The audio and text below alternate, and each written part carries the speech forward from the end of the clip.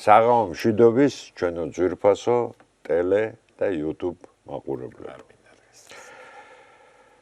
დღეს თბილისის დინამოს ფეხბურთელთა კლუბის მწვრთნელებზე ვისაუბრებთ. რაშიც ჩვენი სტუმარი საქართველოს სპორტის დამსახურებული მუშაკი, საერთაშორისო კატეგორიის საჯი, საქართველოს დამსახურებული მწვრთნელი, მეცნიერი, დოქტორი, რექტორი, მრავალი წიგნის ავტორი ბატონი გურამ ძაგანია დაგვეხმარება. ბატონო გურამ, თბილისის დინამოს მარტო საბჭოთა კავშირის პერიოდში თუ არ ვცდები 32 მწვრთნელი ყავდა. ნუ ახლა მწვრთნელები როგორც ინდივიდუალურ სახეობაში არის, ასევე გუნდურ სახეობებში ასახავთ სპორტსმენებს. რა კითხვა მექნება უპირველეს ყოვლისა, რა თვისებები არის მთავარი, რომელიც უნდა გქონდეს მწვრთნელს და არის თუ არა წარმატება მწვრთნელის კვალიფიკაციის ერთადერთი საზომი. მოგესალმებით, დიდი მადლობა მოწვევისათვის. ალბათ ჩემი მოსვლა განაპირობა იმან, რომ მე დაახლოებით 50 წელიწადია მუშაობ ფეხბურთის, ხელბურთისა და ჩოგბურთის კათედრაზე.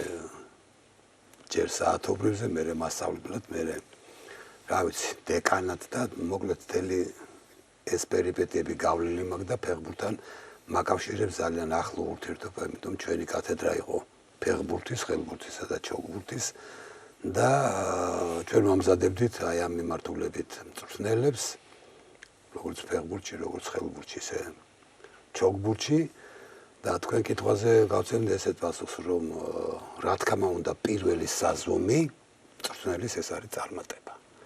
წარუმატებელ მწვრთნელს რაც გინდა დიდი ტიტულები ქონდეს ადრე მოპოვებული, აი თქვენ ფეოლას ისტორიას გავიხსენებ, ორჯერ გახდა მსოფლიო ჩემპიონი ზედიზე და მესამეჯერ რო ვერ გახდა ჩემპიონი, მისი ტიტული დაწვეს ბრაზილიაში. წარმატება არის ყველაფრის საზომი, მე მგონი, ხო? წარმატებული ადამიანი დაუშვათ ნებისმიერ საქმიანობაში, მისი საზომია რა წარმატებას მიაღწევს. არა, მე საზომი რა თქმა უნდა, მე ვთქვი ერთადერთი საზომი თუ არის. არა, ერთ-ერთი ალბათ, მე ესე ვიტყოდ.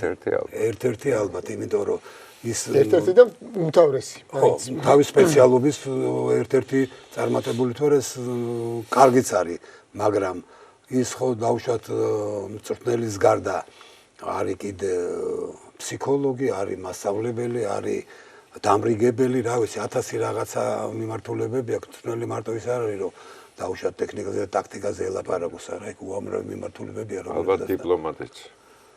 პირველ რიგში ალბათ, იმიტომ რომ ზოგს გაბრაზდება უხდება მოთამაშეს, ზოგს თავზე ხელი უნდა გადაუსვა, ზოგს უნდა მოეფერო, ზოგს უნდა ეჩხუბო, მე თავად ვიყავი მწვრთნელი, ვიცი რა არის მით უმეტეს გუნდურში აბსოლუტური განსხვავება გუნდურსა და ინდივიდუალურ მწვრთნელს შორის, იმიტომ იქ როდესაც ინდივიდთან გაქვს საქმე, ერთი კაცია და დავუშვათ ვიქტორ სანევი იყო და კერსელიანი, ეს ორი კაცი იყო, ერთი მწვრთნელი იყო, მეორე შეგირდი და იქ როდესაც შენ 11 ძირითადის მოთამაშეს გარდა კიდე მეორე 11 ყავს და ეს 22 კაცი ერთად რო შეიკრიბება, 25 ეს 25 რესპუბლიკა, 25 სახელმწიფოა, 25 ბუნება, 25 ხასიათია, გამიგე და რამც თუ ავიღებთ 30 გამოდის. ხო? არა, ფეხბურთშიც არის ხანდახან 30. არა, 15-15-ზე არ თამაშობენ რა. აი ესეთია მოკლედ. მწვრთნელი ალბათ არის რაღაც განსაკუთრებული თვისებებით აღჭურვილი ადამიანი, მე ვლაპარაკობ ნებისმიერ მწვრთნელზე და მით უმეტეს აი ესეთ ტიტულოვან მწვრთნელებზე, რომლებიც უამრავი ყავდა საქართველოს სპორტის სხვადასხვა სახეობაში და მათ შორის ფეხბურთშიც. და ცოტა უცნაური ხო არ იყო თქვენი კათედრა ფეხბურთი, ხელბურთი და ჩოგბურთი, და ჩოგბურთი მაინც ინდივიდუალურია, თუ რაღაც წყვილებს არ ჩავთვლით? არა, ესეთი სახელწოდება ქონდა. მაშინ სპორტ თამაშების კათედრა იყო ცალკე, აქ შედიოდა კალათბურთი, ფრენბურთი, მოძრავი თამაშები და იყო ფეხბურთის, ხელბურთისა და ჩოგბურთის კათედრა. აი ესე იყო განაწილებული მოკლედ. იქ იყო კათედრის გამგე თავიდან წერეთელი იყო, შემდეგ ნიკოლაიშვილი გახდა და აქ იყო ჟორა ბაქანიძე და ჟორა ბაქანიძე შემდეგ შეცვალა ჭკუასელმა. ჭკუასელი იყო რამოდენიმე წელი, როცა ჟორა ბაქანიძე ავთანდილ ჭკუასელი კაც. ჟორა ბაქანიძე, დიახ, გიორგი. ისე არ ვიცი შეიძლება ვცდები, მაგრამ მე მგონი ალბათ ამ თავის სპეციფიკიდან გამომდინარე, ალბათ გუნდური სპორტის მწვრთნელობა უფრო ძნელი მეჩვენება ვიდრე გითხარით მე განსხვავებულია რა თქმა უნდა, იმიტომ არა უფრო განსხვავებული ერთია და სირთულეც უფრო რთულია რა თქმა უნდა. ხო გეუბნებით, არა, როდესაც გუნჯი არის დაუშვათ ფეხბურთში 22-25 კაცი, 25-ვე სხვანაირი დამოკიდებულება უნდა, იმიტომ ზოგი არის ინდივიდი თვითონ ფეხბურთელი ისეთი, რომელსაც აბსოლუტურად განსხვავებული ხასიათი აქვს მეორე ფეხბურთელისაგან და აი აქ ვარირება უნდა გააკეთოს მწვრთნელმა, იმიტომ რომ უნდა გაუგოს ერთსაც, უნდა გაუგოს მეორესაც, უნდა იმოქმედოს ერთზე და მაგრამ შემდეგ არის საერთო გუნდური 11 კაცი რო თამაშობს მოედანზე ფეხბურთს არა, ეს 11 ადამიანი უნდა გადაიქცეს ერთ გუნდად, ანუ ერთ ადამიანად და მიაღწიოს იმ შედეგს, რასაც ვთვლი. მე მსოფლიოში არ მინახია მწვრთნელი, რომელიც გეგმავდეს აგებას, ხო, სულ ყველა მოგებას გეგმავს, მაგრამ ერთი აგებს, მეორე იგებს. ან კარგ შემთხვევაში ფრეთდავდება ხოლმე თამაში. აი ესეთი სიტუაცია. სხვათა შორის იგივე რაც თქვენ ახლა ბრძანეთ, წერს თავის გუშინაც გადავიკითხე. ბატონი ანდრო ჟორდანია თავის წიგნში ფიქრები ქართულ ფეხბურთზე და აი ზუსტად იგივე სახწერს, რომ აი ესე იგი 25 კაცია, 25 სხვადასხვა ხასიათი და ყველა ხასიათს თავისი. ვინც გუნდური სპორტის მწვრთნელი იყო და მე დაახლოებით 10-12 წელიწადი ვიყავი ჯერ სპორტის უნივერსიტეტის გუნდის მწვრთნელი, მე საქართველოს ეროვნული ნაკრები ქალების გუნდის მწვრთნელი და ესეა და ესეა მიღებული თელ მსოფლიოში ეს აქსიომაა რა, გუნდი სხვა არის აბსოლუტურად ეგ. ისე ქალთა გუნდის მწვრთნელობა უფრო ძნელია კაცისთვის თუ მამაკაცთან? სულ ერთია, მნიშვნელობა არ აქვს, მე მაგალითად განსხვავებას მე კაცების მწვრთნელი ვიყავი სპორტის უნივერსიტეტის ნაკრების, მაშინ ელფის კულტურის ინსტიტუტის და ნაკრები ქალების მწვრთნელი ვიყავი ხელბურთში. ქალები უფრო დამჯერეს სპორტსმენები არიან თუ აქ რა მოწესრიგებულები ჯერ ერთი რომ ქალები უფრო დამჯერები არიან ვიდრე კაცები, მე ის პრობლემა არა გაქვს, რომ გააფრთხილო შენ აი დღეს იცოდე ხვალ ვარჯიში გაქვს და ისე მოიქეცი. ნაბახუნცებზე არ მოხვიდე. ეს პრობლემა მოხსნილი, მაგრამ აქ სულ მეორე უკიდურესობა არის კიდე, მაგალითად, ქალის ფიზიოლოგიური აგებულება იქ არის, menstrualuri ციკლებია, თელი ამბებია, მოკლედ ყველანაირად კაციც და ქალიც სპორტსმენი შესასწავლია, არა მარტო ვიზუალურად, არამედ შინაგანათაც, იმიტომ რომ გამორიცხულება.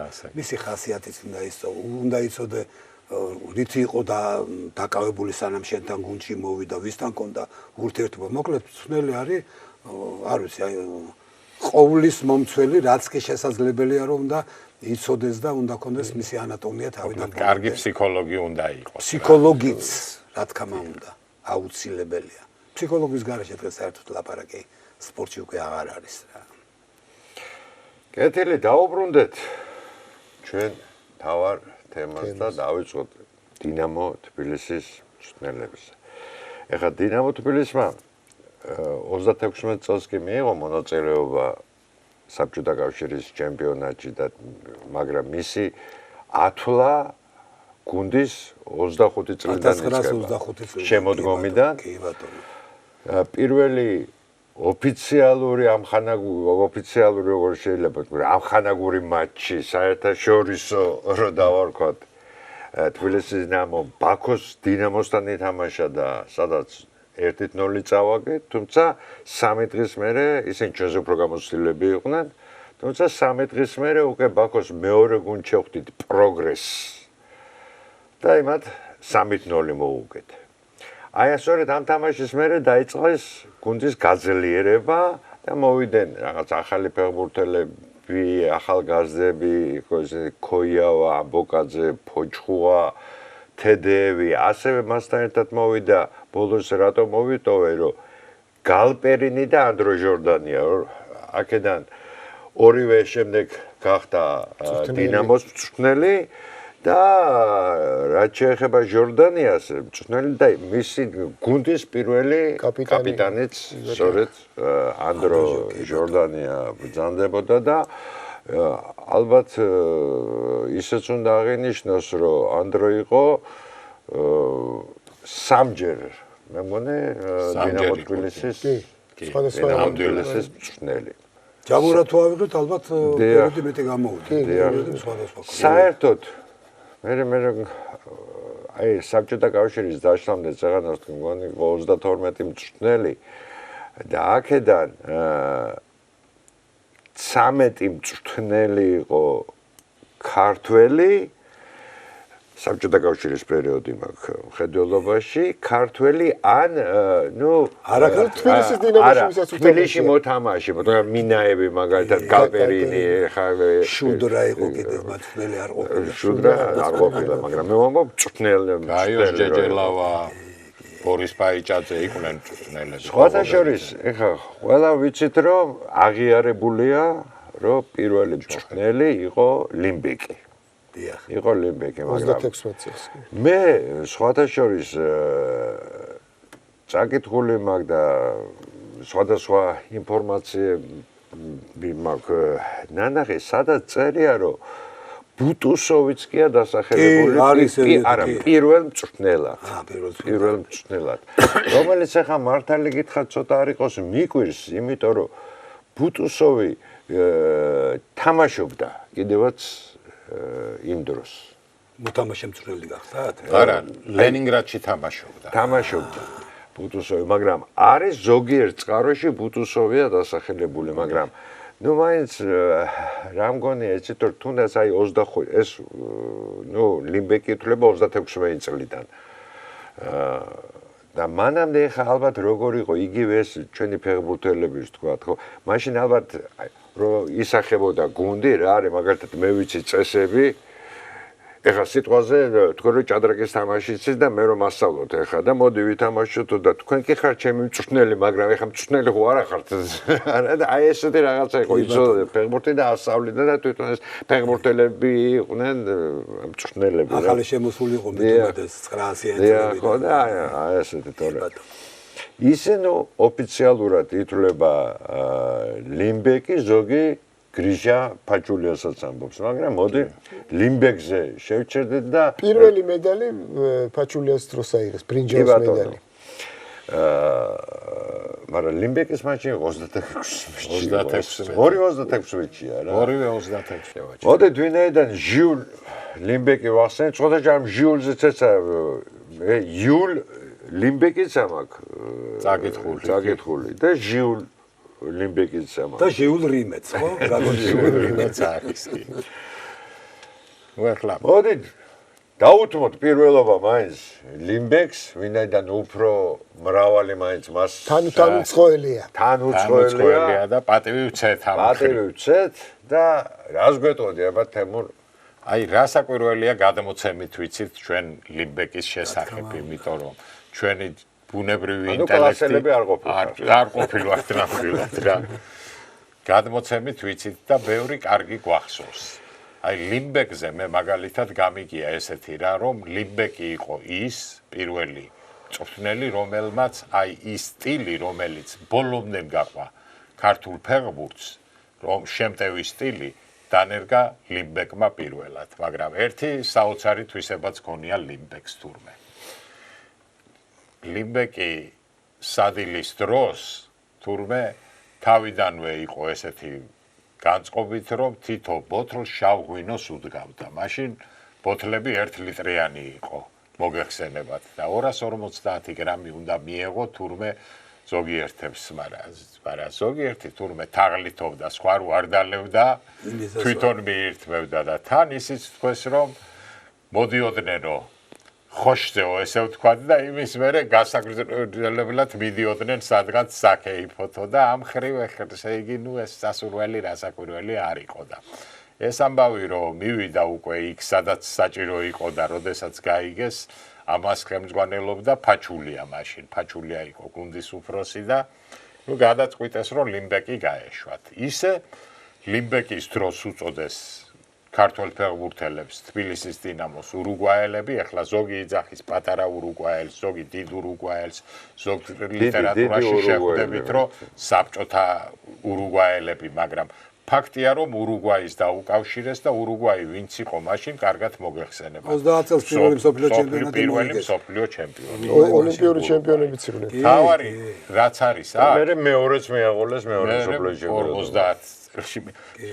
თავარი რაც არის, ის არის, რომ ბასკებთან პირველი საერთაშორისო თამაში ლიმბეკის ხელმძღვანელობით ჩაატარეს თბილისის დინამომ. შესულია ისტორიაში ლიმბეკი როგორც ლიმბეკი ხელმძღვანელობით ჩაატარეს ქართველმა ფეხბურთელებმა და იყო მაშინ ესეთი სტილი W ხუთი თავდამსხმელი თამაშობდა 3-2-5 3-2-5 და აი ამ W-ში იყო თურმე ესეთი რამ რომ იყო ზოგიერთ შემთხვევაში რომ 3 იყო წინ 2 შედარებით უკან მეორე შემთხვევა იყო რომ 2 იყო წინ და 3 შედარებით უკან და აი ამის დამნერგავი როგორ ყოფილიყო 3 წინ 2 უკან თუ 2 წინ და 3 უკან იყო ლიმბერგი. ნუ ეხლა შემდეგ რაც მოხდა ლიმბერგი რასაკვირველია ბოლომდე არ დარჩებოდა თბილისში ლიმბეკი უკაცრავად ბოლომდე არ დარჩებოდა თბილისში და ნუ როდესაც გაანთავისუფლეს ის წავიდა თბილისიდან და შემდეგ 39 წელში უკვე მეორე მსოფლიო ომიც დაიწყო იგი რასაკვირველია დაუბრუნდა თავის მიწას ისიც არ არის ცნობილი ჩეხეთში წავიდა იქიდან თუ საფრანგეთში წავიდა ეხლა ზოგს მიაჩნია რომ ფრანგი იყო წარმოშობით ზოგს მიაჩნია რომ წარმოშობით იყო ჩეხოსლოვაკიიდან მაშინ ჩეხეთს ძალკე არ არსებობდა ცალკე ჩეხოსლოვაკია და ნუ მეორე მსოფლიო ომის შემდეგ ბურუსით არის მოწული მისი შემდგომი ცხოვრება მან განაგრძო საფეხბურთო მოღვაწეობა მწვრთნელობა არ განაგრძო თუ რაქნა უცნობი არის ყოველ შემთხვევაში ჩვენთვის უცნობი არის ეს ამბავი. ასე როგორც მე გამიგიანა ახასიათებდნენ როგორც საკმაოდ ძალიან ინტელიგენტ და განათლებულ პიროვნებად. ბევრი სიახლე შემოიტანა არა მარტო წითელ ღვინოზე იყო ლაპარაკი. აი თქვენო ფეხბურთელებს ეუბნებოდა რომ თქვენ გინდათ რომ ბურთიანად შეხვიდეთ კარშიო და შორეული დარტყმები, პასები ძალიან დიდი როლი ითამაშა გუნდის თამაშის დახვეწაში. ლიმბეკის შემდეგ ეხლა დიდი მწვრთნელი არ იყო, მაგრამ მინდა მაინც ჩვენ წინაგან ერთ-ორ გადაცემაში ვახსენეთ მე მგონი, მაგრამ მინდა ვახსენებ პაჩულია გრიშა. ეს ლიმბეკის დროსაც იყო და შემდეგაც. და მანამდე ფეხბურთელი იყო და საკმაოდ ძლიერი ფეხბურთელი იყო, განაპირა მცველი იყო. დამცველი. და ითვლებოდა იმ ადრინდელი ფეხბურთის და დინამო თბილისის ერთ-ერთ ლიდერად, მაგრამ ნუ ეს კაცი 1926 წლიდან ითვლებოდა რომ შინსახკომის ოფიციალურად თანამშრომელი იყო და ნუ ძალიან ბევრი ცუდი მე აფხაზეთის შინსახკომში მუშაობდა და სხვადასხვა ღოღობერიძის ჩამოყვანასაც კი მიაწერენ მას მაგრამ ნუ ძალიან ცუდად ახასიათებდნენ უამრავი წამები დახვრეტებში და იმებში ძალიან არათუ მონაწილეობა აქვს მიღებული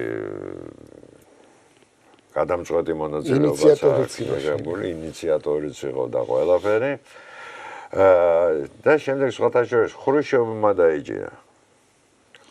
დაიჭირა და მაშინ გამოცხადდა დახვრეტის მუხლი ჰქონდა მაგრამ მორატორიუმი კი არ იყო მაშინ უკვე დახვრეტის ამინისტიასავით არა ხო გაუქმებული იყო და ამიტომ 25 წელი მისცეს და მოიხადა კიდევაც და შემდეგ 80 წლებში გარდაიცვალა სხვათა შორის პაჩულია შემდეგ სოკოლოვი ითვლება და შემდეგ უკვე მოდის ბუტუსოვის პერიოდი და ხوار გაიხსენებდით ომამდენ იყო ბუტუსოვი ბატონო ხوار გაიხსენებდით წარმატებული მწვრთნელად შეგვიძლია ჩავთვალოთ იმიტომ რომ თბილისის დინამო სულ 5 ჯერ აქვს მოგებული საბჭოთა კავშირის ვერცხლის მედლები და აქედან 2 ჯერ ბუტუსოვმა მოაგებინა კი ბატონო 39 წლების სეზონში. მაშინ თუ არ ვწდები შემოდგომის ჩემპიონატი არა, აღარ იყო. 36-ში იყო ეს. 36-ში იყო და სხვათაშორის ბევრ ცნობარში წერია რომ 36 წელს როცა თბილისის დინამომ ბრინჯაო აიღო პირველი მედალი ეს გრიგოლ ფაჩულია იყო მწვრთნელი.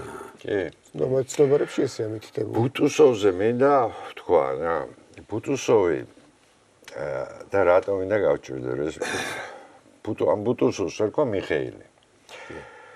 მიხეილ ბუტუსოვი ეს იყო დაბადებული 1900 წელს, ანუ რუსეთის იმპერიის დროს. ყავდა 5 ძმა. ანუ 6 ძმა იყო. 6-ვე იყო ფეხბურთელი. 6-ვე იყო ფეხბურთელი. კი ბატონო, 6-ვე იყო ფეხბურთელი. თან ეხა უფროს ძმას ერქვა ვასილი. ეს ვასილი ბუტუსოვი იყო პირველი კაპიტანი რუსეთის ნაკრების და პირველი ოფიციალური გოლისა გატანილი. ამის უფროს ძმას. ანუ რუსეთის იმპერიაში პირველი ოფიციალური გოლი მასაა გატანილი და მიხეილს კიდე საბჭოთა კავშირის ნაკრების პირველ ოფიციალურ მატჩი აქვს. ცნობილია ორივე ისტორიაში მოხდა. გარდა ამისა ითვლება როგორც ჩვენა ყოს, რა პაიჭაძე და უფრო რა ვიცი კიდე უფრო ძველი, ითვლება რუსული ფეხბურთის ლეგენდად, მასაც მეკარეების მკვლელს ეძახდნენ. ოფიციალურად, ნუ ეხლა არ იყო მთლად მაშინ ეს ოფიციალური ისენი და დათვლილია რომ დაახლოებით 450 ბურთამდე აქვს შეგდებული. და მარტო 1923 წელს, როდესაც ეს რუსეთის ნაკრები ხდებოდა, შეხვდა უმეტესად სკანდინავიის ნაკრებებს, ხო, სკანდინავიის, ფინეთი, შვეიცარია, ნორვეგია, ასევე ბალტიისპირა, ესტონეთი და გერმანია, აი ამებთან ზოგი გუნდი იყო, ზოგი ნაკრები. და აი ამ გუნდებთან მარტო 23 წელს 50 ბურთია გატანილი.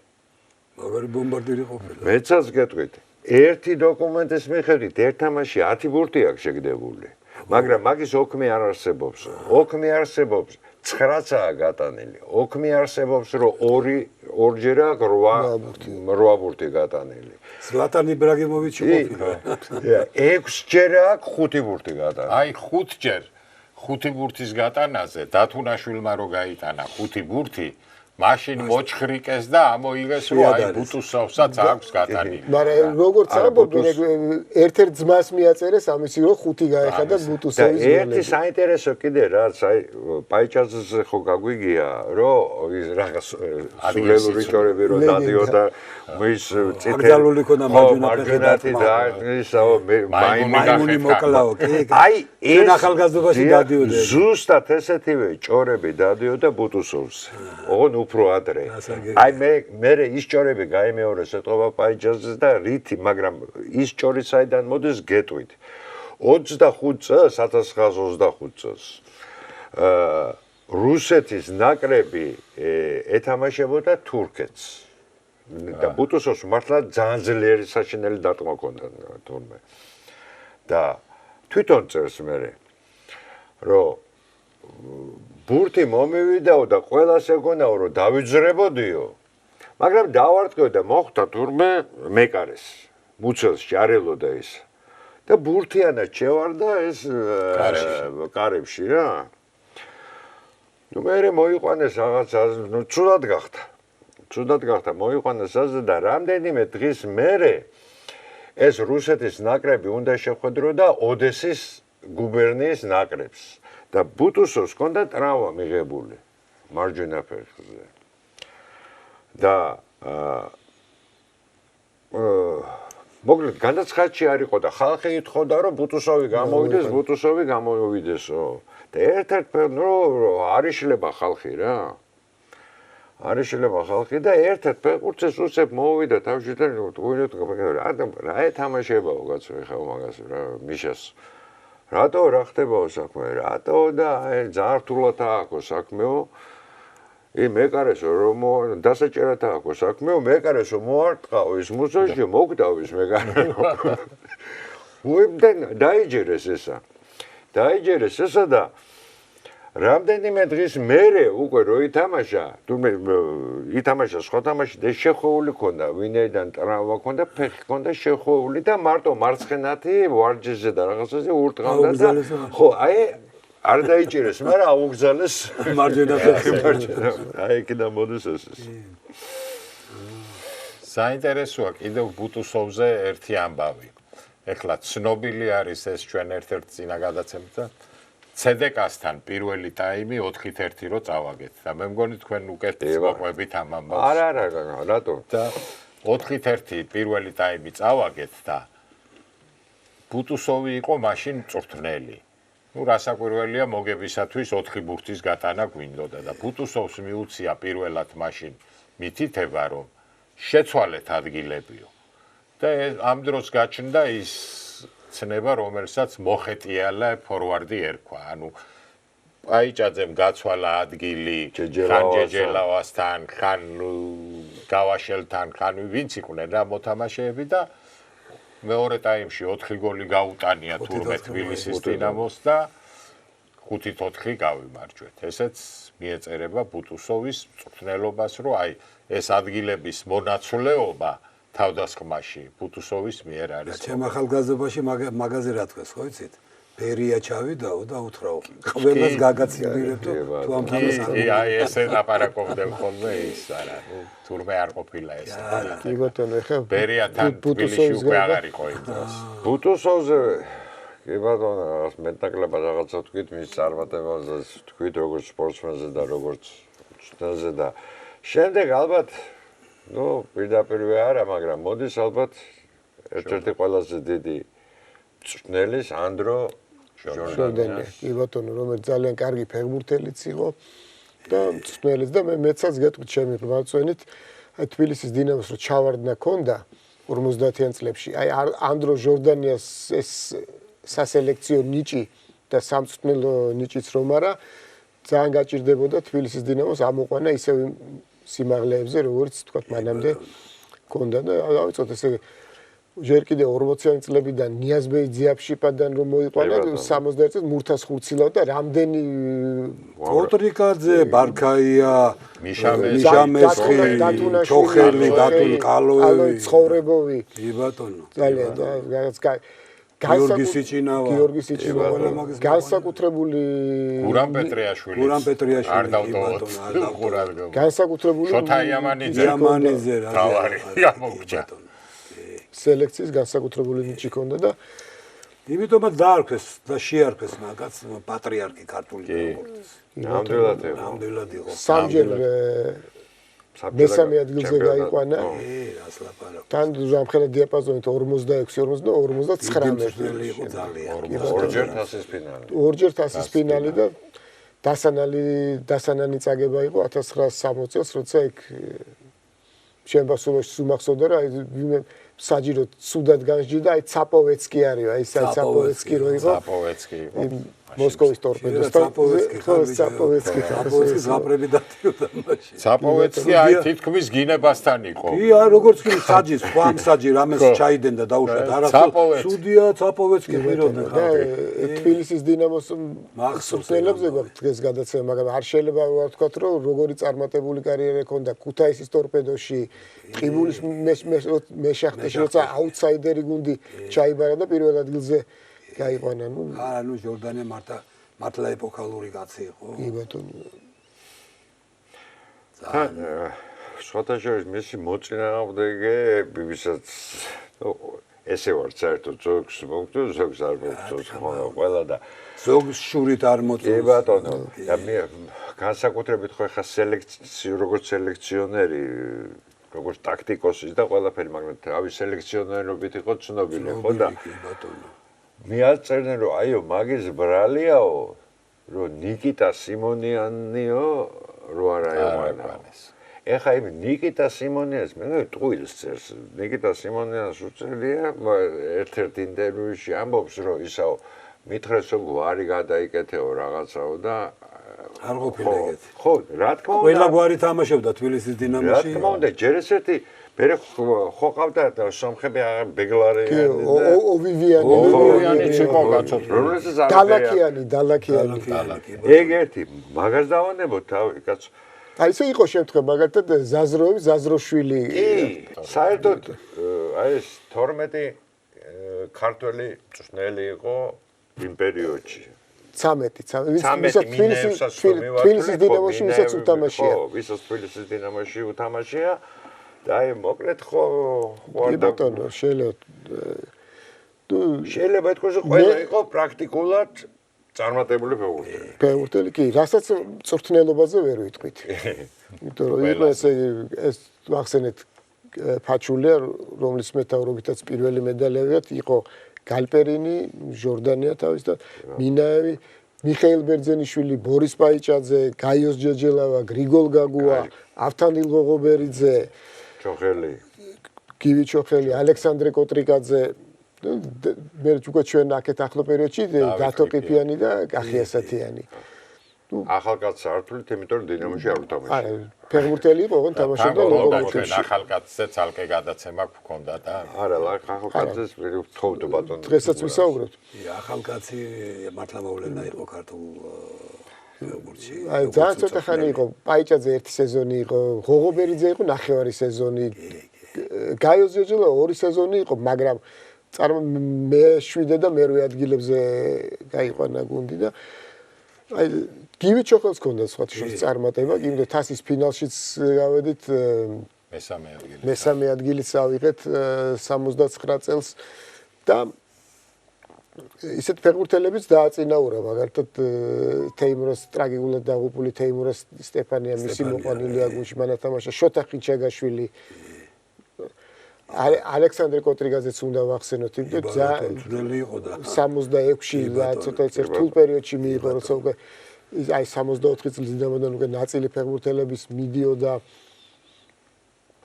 და აუცილებლად უნდა ვთქვა 73 წლის უელვას კარაველას თასის კოტრიგაძე აი ალექსანდრე კოტრიგაძე იყო, სადაც ესე იგი თამაშობდნენ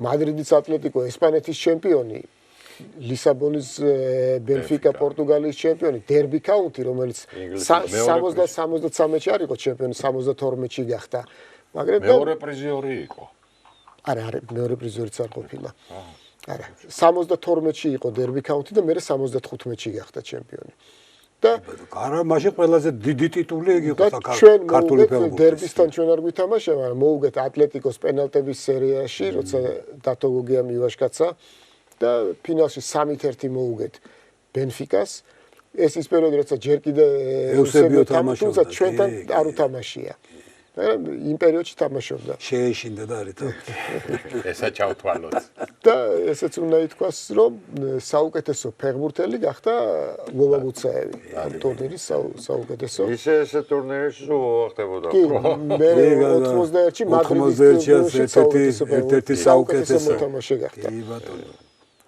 კი ბატონო და დათო ყიფიანისაც უნდა ვთქვათ იმიტომ რომ გუნდი ჩაიბარა რომელიც იყო მე-16 ადგილზე გასული და მაშინ თამაშდებოდა საბჭოთა კავშირში პროგრესის თასი და დათო ყიფიანმა აგვაღებია ეს პროგრესის თასი და ერთბაშად 9 საფეხურით წინ წაიყვანა გუნდი ერთი რამეც არის ასაგნიშნავი უელვას ტურნირთან დაკავშირებით რომ ეხლა ჩამოთვალა გოჩამ ყველა ის გუნდები რომლებიც მონაწილეობდნენ და საბჭოთა კავშირიდან მიწვეული იყო ვოროშილოვგრადის ზარია, მაშინ ვოროშილოვგრადი ერქვა, იმიტომ რომ ჩემპიონი იყო, რომ უნდათ ეხლა ლუგანსკი მაშინ ვოროშილოვგრადი. ეხლა ლუგანსკი არის მაშინ. სხვათა შორის წვრთნელი ყავდა გერმან ზონინი, რომელიც მე ჩვენთანაც მიშოვდა. გერმან ზონინმა გახადა ჩემპიონი. და მოიმიზეს რაღაცეები, გრიპები გვაქვსო, ვირუსი გავრცელდა გუნდში. ვირუსი გავრცელდაო ჩვენთანო და არ წავიდა ვოროშილოვგრადის ზარია და ეხლა რომელიმე საბჭოთა გუნდი რო არ წასულიყო, ნუ ხვდებით ალბათ ჯარიმა რაღაცა იქნებოდა და ფედერაციამ შესთავაზა პირდაპირ თბილისის დინამოს და რატო შესთავაზა ეხლა ძალიან კარგად ხვდებით მაგას რომ ჩავავიქაო და ბოდიშიო და წააგებენ და ამათი ლაპარაკი მორჩებაო და ჩავიდა თბილისის დინამო და პირველი ადგილი აიღო. ისიც უნდა ვთქვათ, რომ მურთას ხურცილავა და გივინოდია გვაკლდა. ხო, ნაკრების წევრები. თან ორივე ესეთი კი, ტრავმა ჰქონდათ მაშინ. წონიანი ფეხბურთელი. წამწამყვანი ფეხბურთელები. წამყვანი ფეხბურთელი. მურთას ხურცილავა საბჭოთა კავშირის ნაკრები რამოდენიმეჯერ ზურგზე მოკიდებული გაიგო. მურთას ვირუჩაიო მაქსოვს. უნგრეთთან თამაში. ნუ ალბათ ყველაზე დიდი მცველი ქართული ფეხბურთის ისტორიაში. მურთაზე. მურთაზე. მცველები მართლა ყავდნენ ჩვენ ყოველთვის ძლიერ. საერთოდ ყავდა და ჩოხელი ყავდა და ცილა საბჭოთა კავშირის ნაკრების კაპიტანიც კი იყო. ბურთები გაქონდა გასა. დამცველ კაცს კი ბატონო. ეს ქართველი მწვრთნელები პენტაკლებად მე მოვიხილეთ, მაგრამ ეხა ბუნებრივია საბჭოთა კავშირი იყო და დინამოსაც თუ გამოვაკლებთ ლიმბექს ქართველები და რუსი მწვრთნელები ყავთ. თან როგორი მწვრთნელები? ბატონო იაკუშინი და კაჩალინი ეყოფა. სხვათა შორის ჟორდანია ქართველებიდან იყო სამჯერ და იაკუშინი კიდე რუსებიდან იყო სამჯერ პრიზიორი. თან ორჯერ ვერცხლის მედალი აგვაღებია. ბატონო. თან არ ბოლომდე საქმე არ მიაყვანეს 53 წელს გადაიყვანეს მოსკოვის დინამოს შუა სეზონში მოწყვიტეს თბილისის დინამოს. ბოლო ტურებში მოწყვიტეს, მე როგორც ვიცი, ბოლო ტურებში და კი არ მოხსნეს. გადაიყვანეს მოსკოვის დინამოს. წაიყვანეს და მოსკოვის დინამოში დანიშნა. თბილისის დინამოდან წასვლის შემდეგ საბჭოთა კავშირის ნაკრების მწვრთნელი იყო კაჩალინი და ერთი პერიოდი 7 ქართველი ყავდა მიწვეული თბილისის დინამოდან და ამას ხარავებდნენ მოსკოვში. ნუ как твоя орера игра. დიახ, აი მე ეს ამბავი მოუყევი მე გოჩას რამოდენიმე ხნისთი, როდესაც გადაცემას ვამზადებდით და პოლონეთთან წავაგეთ სამწუხაროდ 2-0 და ნუ ყველა ქართველმა ერთად ითამაშა და რო დამთავრდა ერთ-ერთმა ნუ სავეცკი სპორტში არ დაწერილა ეს და არც ფუტბოლში რაღაც ცოტა ისეთ მესამე ხარისხოვან გაზეთში დაიწერა ნუ კაკ ვაშ ორერა. ხო, ისე ერთი გაგვეპარა რომ 4ჯერ იყო პრიზიორი თბილისის დინამო იაკუშინის დროს. 50-ში და 62-ში ბრინჯაო და 51-53 ვერცხლის მედლები. და ორივეჯერ როცა თბილისის დინამო აი წარმატება მიაღწია 76-დან რო დაიწყო და 64-ში კაჩალინის პერიოდში პრაქტიკულად იაკუშინის დატოვებული გუნდი იყო. 75 იყო მაჯნომ მწვრთნელი მაგიდა. ეს გვარები თვითონ რა დღევანდელ პერიოდშიაც რა აი რაღაც იერარქიის მაღლადგანან, იმიტომ ესეთი მწვრთნელები საბჭოთა კავშირს იშვია არ ძალიან ისეთი სისუსტე ქონდა რა საკვირველი. სისუსტე ვის არა აქვს. იაკუში. ერთ უფალს არ აქვს სისუსტე. სხვანაირი სისუსტე ქონდა, ხვდებით ამ ხრაზე ლაპარაკობ. ეგ სისუსტე არა. უყვარდა. უყვარდა.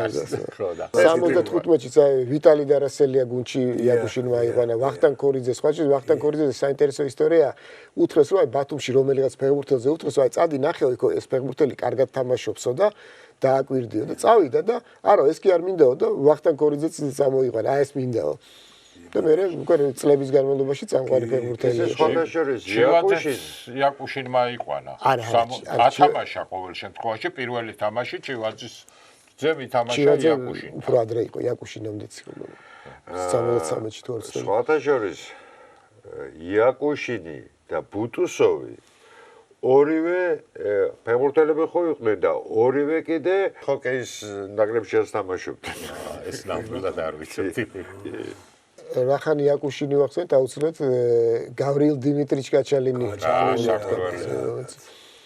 მართლა ცოტა უცნაური გარემოებაში მოხსნეს იაკუშინი, როცა მშვენიერი სტარტი ჰქონდა 64 წელს თბილისის დინამოს, მაგრამ ნუ დანიშნეს კაჩალინი და კაჩალინმა ბოლომდე მიიყვანა ეს საწყებული საქმე. კი ბატონო იაკუშინი მოხსნეს მე მგონი დინამო მოსკოვთან წაგების შემდეგ 3-1 წააგეს მოსკოვში მაისის თვე იყო და სხვადასხვა ეს ტენდენცია აი კონკრეტული თამაშის წაგების შემდეგ რომ ხსნიან ეს ოდესგან მე მგონი დაკანონებულია ყველგან ინგლისში აიღეთ ესპანეთში აიღეთ იტალია აიღეთ როგორც კი რაღაც თამაშს წააგებენ რაღაც პრინციპი აქვს ეგეთი რომ ან თავისუფლებენ მაშინობს წელს. უნდა აცალო არა ესე ხო არ არის. კი ბატონო. ჯოხი დაარტყა და ჩემპიონი გახდე არა. მე 71-მეჩიც მოbrunდა კაჩალინი და სხვა შორის ძალიან კარგი გუნდი დააყენა. გუცაევი ყიფიანი მან დააწინაურა პირველ გუნდში. ეხლა შოტი ზრახვიაშვილი. ხო. გადაწვლილია, მაგრამ გავიხსენე. ძალიან უყვარდა შოთა ხინჩაგაშვილი. ეხლა შოთა ხინჩაგა როგორც ადრე თქვი ჩოხელმა ათამაშა პირველად, მაგრამ აი ენდობოდა და აი ძირითადის მოთამაშე შოთა ხინჩაგაშვილი გახდა კაჩალინის და რუსები ხინჩაჩაშვილს იზარდა. ხინჩაჩაშვილი ვერ ამბობენ, გვარი ვერ თქვენ. ორჯერ ავიღეთ კაჩალინის ხელში ბრინჯაოს медаლი და თან როგორ იყო 71-ში სულ რაღაც ერთი ქულა დაგვაქვს ჩემპიონობა. არა მეორე ადგილზე და 72-ში ჩვენ და კიევის დინამომ ერთი და კიევის დინამომ ერთი და იგივე თანაბარი ქულები დავაგროვე და ბურთების შეფარდებით გაგვასწრო და სამწუხაროდ მე მეუღლის ავადმყოფობის გამო მოუხდა წასვლა თორემ ნამდვილად დარჩენილი იყო ცუდი არ იქნებოდა კაჩალინი. ბურთების შეფარდებით. ეხლა გადათამაშება იქნებოდა ხო 100%-იანია. აი, შეიძლება მეორე მესამეზე არ იყო ხო? მეორე მესამეზე ჩემპიონობაზე იყო. გადათამაშება. ერთი რამე არ შემიძლია რომ არ გავიხსენო, რაც ძალიან კარგად მახსოვს. წასვლის წინ ტელევიზიით გამოვიდა და ესეთი რამე აღნიშნა. თბილისის დინამოში ეხლა ისეთი ფეხბურთელები არიან, რომლებიც აუცილებლად გახდებიანო საბჭოთა კავშირის ჩემპიონები და ჩემპიონები კი არა ევროპის თასის ფლოვერთა თასის. პირველი საევრო თასზე თამაში ჩვენ ვითამაშეთ კაჩალინის მთავარი მწვრთნელობით, როცა ტვენტეს ვეთამაშეთ, სამწუხაროდ ორი მატჩის ჯამში დავმასე და პრინციპში აი ის ხალხი მივიდა მე უკვე აი 91 წლამდე. კი ხინჩაგაშვილი, გუცაევი, კი ბატონო. ყიფიანი და აუცილებლად კიდე უნდა ვახსენოთ ვიაჩესლავ სალავიოვი.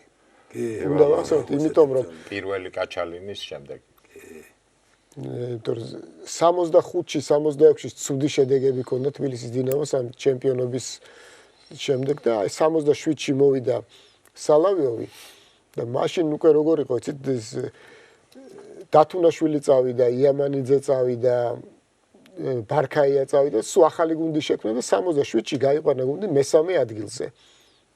ახალი ფეხბურთელებით შემოიყვანა, მაგალითად მანუჩარ მაჩაიძე სალავიოვის დაყენებულია ძირითად შემადგენლობაში პირველად. მაგრამ ალბათ თავის სახელით, ავტორიტეტით და მიღწევებით ყველაზე დიდი მწვრთნელი დინამოში მაინც გავრილ კაჩალინი იყო.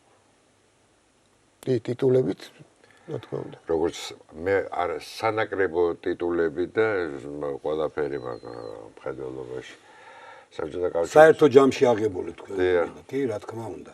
ევროპის ჩემპიონი. სხვათა შორის გავრილ კაჩალინი შემდეგ ხო მაგი ტყავის ბურთის ის იყო პრეზიდენტი რა იყო. კოჟენი მეაჩ ესეთი იყო. ჩემეზოშია ნამყოფი ფეხბურთს თამაშობდის ჩემეში ტურნირები ქონდა და სტადიონი იყო პატარა ჩემეზოში იქ ვერაზე და იქ მოვიდა გუნდებს აკვირდებოდა რომ ვინმე ხო რომელიმე გუნდი ხო არ ჩავთო ტურნირში. სული და გოლით ფეხბურთით იყო მაშინ და ძალიან ინტელიგენტი კაცი იყო ძალიან. მაშინ 80 წლის იყო.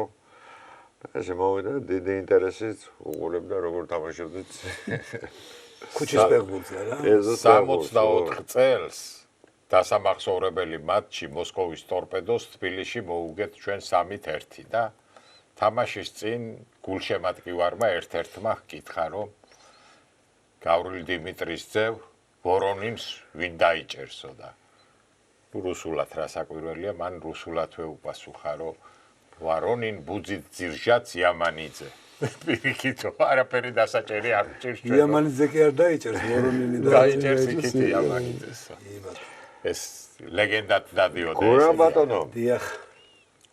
მართალია, კიდევ ერთხელ ვთქვი, დინამოში არ უთამაშია, მაგრამ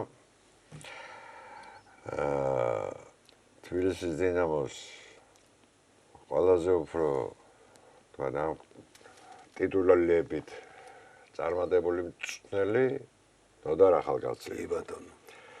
რომელთანაც თქვენ ახლო კი ბატონო. ნამდვილად ერთობა გქონდა და რას გვეტყვით? დავიწყებ იმით რომ ნოდარ ახალკაცი როდესაც უკვე მოგებულია ყველა ტიტულები და მათ შორის ევროპის თასის მფლობელთა თასი. მოდი სპორტის უნივერსიტეტში ჩვენთან, მაშინ ფიზკულტურის ინსტიტუტში. მე გითხარით თავში რომ ვიყავი ფეხბურთის კათედრის წარმომადგენელი და ბატონი ჟორა ბაქანიძესა და ორ ეპიზოდს გავიხსენებ. ერთი რომ დინამოს მწვრთნელია, ყველაფერი გაკეთებული და უნდა შემოვიდე ფიზკულტურის ინსტიტუტში სასწავლებლად. ეხლა ერთმანეთის გვერდზე მოვხვდეთ და მე ვუთხარი, ფარსადანოიჩი. უნივერსიტეტი ინსტიტუტი გაქვს დამთავრებული წითელ დიპლომზე. საბჭოთა კავშირის დამსახურებული მწვრთნელი ხარ, ევროპის თასი მოგებ, საბჭოთა კავშირის ნაკრების ერთ-ერთი მწვრთნელი ხარ 3-დან. ფიზკულტურის ინსტიტუტი რაღაც გინდა მეთქი მე ვუთხარი. მინდა ვიტყრ. მე ლაივში მინდა მოусმინო გიგუშა თვალაძესო. ვლადიმერ ნორაკიძესო ფსიქოლოგიის ერთ-ერთი ფუძემდებელი იყო საქართველოს სპორტული ფსიქოლოგიის. და ყველა ის საგნები, რომელიც მე გამომადგება, ფიზიოლოგია, ანატომია, ფსიქოლოგია და სპორტული სფეროს თეორია და რაღაცები.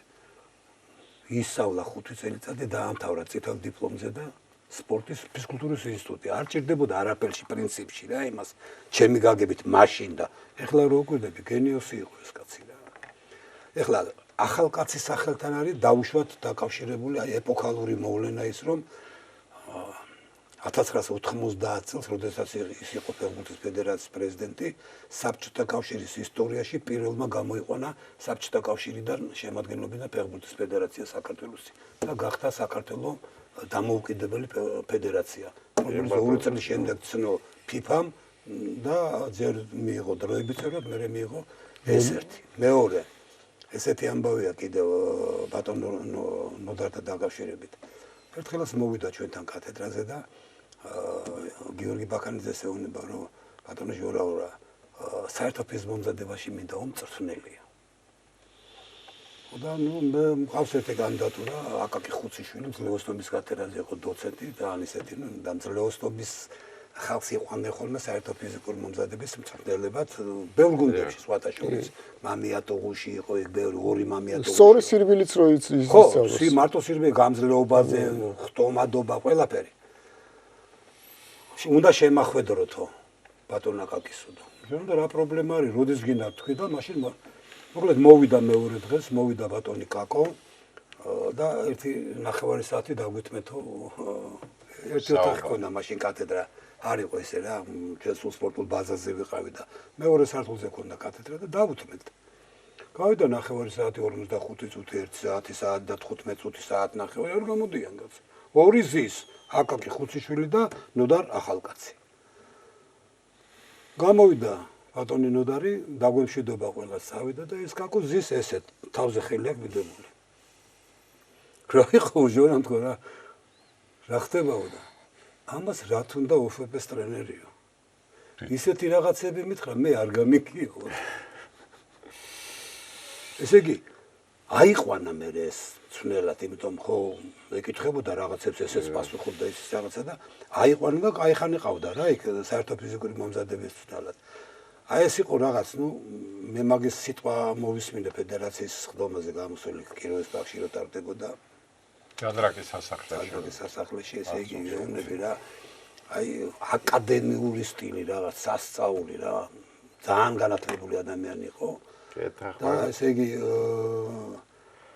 იმ პერიოდში 90-იან წლებში მოაწყეს ჟურნალისტებმა დაახლოებით და მგონი ტელემაყურებელს 850 კაცზე მეტი მონაწილეობდა ამ გამოკითხვაში და საქართველოს საუკეთესო მწვრთნელის პოზიციაზე დაასახლეს და ნოდარ ახალკაცი და ორი გამოარჩიეს რა ანდრო ჟორდანია და პირველ რიგზე გავიდა ნოდარ ახალკაცი. ნუ გეთანხმებით თავისებით აი მე თავიდანაც გითხეთ.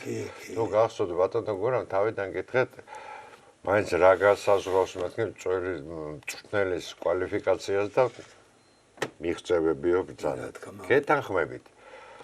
ნოდარ ახალკაცს ქონდა ყველაზე დიდი მიღწევები. ესეა და ამიტომ ფაქტებს ვერ გავექცევით. ვერ გავექცევით. ასევე ვერ გავექცევით ფაქტებს, რომ ყველაზე დიდი წარუმატებლობა დინამო თბილისის ახალგაზრდასაც რა ხდება ამ დროს. მე გეტყვით რა ხდება. ეს არის სპორტი, ეს არის სოციალური ორგანიზმი, დაზღვეული არა. სპორტში ორი ცნება, წაგება და მოგება არიან განუყოფელი მეგობრები. ეს არ არის მაგალითად აი დაუშვათ ინდივიდუალური სპორტის სახეები ან ორთაბრძოლები რო ავიღოთ შესაძლებელია აი კაცი იყოს რაღაც სასწაული მსოფლიო ჩემპიონი ევროპის ჩემპიონი ოლიმპიური თამაშების ჩემპიონი და შემთხვევით პირველივე შეხვედრა წააგოს ხდება ესა და ის მიღწევები რაც ქონდა რა და ეს ფეოლას ამბავი გითხარით მე მგონი ანალოგიური მოხდა ხო მეტი ფიასკო რა გინდა ესე იგი ელოდებოდნენ კაცს რომელიც ორჯერ გახდა ზედიზედ სოფლიო ჩემპიონი ესე მოხდა ახალ კაცის დროსაც ან ეხლა ჩვენ მე ვიტყვით ხოლმე რა თაობათა ცვლის პერიოდი მიმდინარეობდა ან რაღაცა ვერ გათვალა რაღაცა ეს რა ვიცი თვითონ რაღაცა ვერ გათვალა იმიტომ ბევრი ფეხბურთელი რა თქმა უნდა ესე იგი ნებისმიერი მწვრთნელი აი როგორ არის იცით სიტყვა ჯინიანსკი არ ვიტყოდი, მაგრამ თავისი შეხედულება აქვს, ვერ გადაათქმევინებ. მეც როგორც ვთვლი, მე ჩემი შეხედულება მქონდა და დაუშვათ ის რომ მეტყოდა, აი ეს კაი ხელბურთელია, მე ვიტყოდი არა, მე ეს მირჩევნია და აი ესეთი რაღაცები ხშირია ხოლმე სპორტში ახლა. დათო ყიფიანი ხო ერთ-ერთი საუკეთესო ფეხბურთელია, რატო არ იყო საბჭოთა კავშირის ნაკრებში თითქმის არასდროს რა. შესაძლებელი იყო იმ პერიოდში დათო იყო ძალიან წარმატებული არა თავის ამპლუაში და თუ გინდა როგორც ფეხბურთელი, მაგრამ არა არ იძახებდნენ ამ ნაკრებში და ვერ გავიგე რა ხდებოდა. ნუ არ ვიცი, რაღაცა ქონდა ყველაფერს თავი დავანებო, დინამოდანაც გაუშვეს, რომ შენგან არ გამოვა ფეხბურთელიო და გაუშვეს. როდისღაც. ხო, როდესღაც. კი, ეგეთი რაღაცეები ხდება. როდესღაც და მერეც. ხო. კი. ხო და ეს რა არის იცით რავი, ზოგი ამას შემთხვევითობას მიაღწევს ზოგი, მაგრამ არის ესეთი წყალქვეშა რიფები, რომლებსაც ვერ გაშიფრავ. ესე არ არის ადვილი საქმე, იმიტომ რომ ყველა მწვრთნელს თავისი დამოკიდებულება ყველაფრის მიმართ რა და ძალიან ძნელია განსაჯო დაუშვათ. მაშინ რას უშვები იმ წარმატებას? გეთანხმებით ამ მაშინ რას უშვები იმ წარმატების ფონზე ამ წარუმატებლობას? ესეც სასწაულია. ამიტომაც ფაქტებს თუ შიშველ ფაქტებს ავიღებთ შეგვიძლია ვთქვათ რომ ნოდა რახალკაცი იყო ყველაზე უფრო წარმატებული მწვრთნელი და ნოდა რახალკაცი იყო ყველაზე უფრო წარუმატებელი მწვრთნელი. ვერ ვიტყოდით ეგრე ვერ ვიტყვი მე მაგათად ეგრე ვერ ვიტყოდი და ამ ხელა წარმატებების ფონზე ის წარუმატებლობა უნდა ვაპატიოთ ალბათ. შეიძლება ისე ჩვენი გადაცემის დრო ამოიწურა. ბატონო. დიდი მადლობა ბატონო გურამ. მომზადებისთვის და დავემშვიდობოთ ჩვენ. როცა გნებავთ პრობლემა არ არის. კარგად მცადდებოდ.